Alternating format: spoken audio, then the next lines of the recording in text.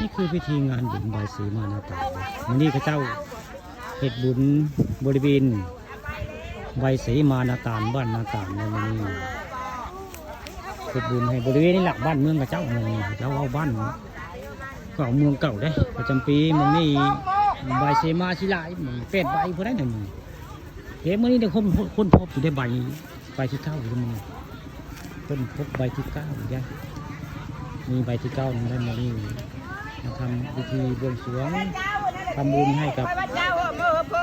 บริเวณนี่แหละใบสีมาทำบุญใบสีมาหน้าต่างนี่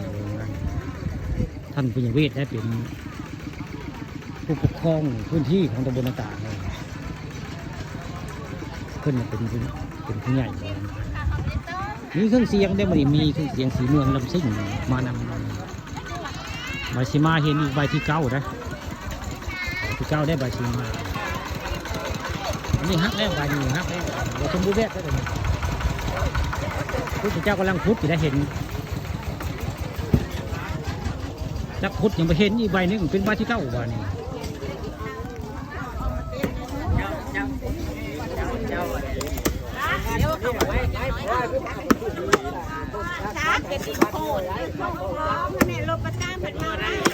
ที่9เลย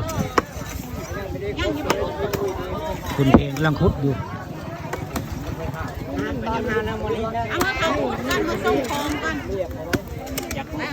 ให้เห็นก่อนเลยนี่เพื่อนนี่อะไรนี่เพื่อนนี่อะไร เห็นเห็นก็เห็นเฮ็ดทางนี้เรามาเบิ้งเฮ็ดก้าวนี่แหละเฮ็ดคล้ายเฮ็ดซีนนะมันนอนหาไม้มันลาบมันนี่โรยนี่แล้ว เฮ็ดเบิ้งบ่แล้วเรามาเควเบิ้งเฮ็ดผีเบอร์เจ้าเฮ็ดผีเบอร์มันคล้ายเฮ็ดซีนนะเป็นกระแวกก็เราแบเป็นเก้งน้ำเลื่อมคล้ายเฮ็ดใบแดงนะคือนั้นล่ะชองนอกอยู่นี่งามจะได้เอาเว้นหันจะได้มาคาบไปแล้วมาน้อยมานำเฮ็ดนะครับว่ามาป้าเว้นหันเด้อเฮ็ดแสดงเห็นใบสีมาใบที่9มันเฮ็ดเลยเนาะก้อนน้ำลายคนตกได้2มื้อตกนี่แห้งน้ำมือลมมานาเห็นลามือแล้วเห็นเนาะเลยบ่ก้อนฝนตกแห้งๆเราเอาโอ้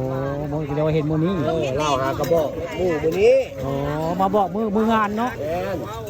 จะได้อาศัยแล้วคุณคุดไว้ง่าย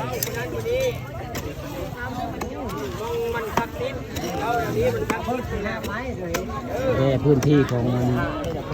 ใบสีมาท่านพื้นที่ของพยาเวทเนาะแต่ปกครองเพื่อนได้ใบที่9อีกใบนึงเห็นใบที่9ได้ใบนี้เนาะยังวะเพราะว่าที่มีหลากกว่านี้เดี๋ยวผมเอาเพราะมันก็ต้องนี่ล่ะเพราะว่ามันอยู่ในคืนเฮามีเองจะมีเห็นคืนนี้มันจะเป็นเมืองคอมเขาเจ้าเนาะเมืองชายคอมแล้วเอากับเม็ดนั่นแล้วเม็ดแผ่นคืนนั้นแล้วจำแผ่นนั้นแล้วเม็ดกว่า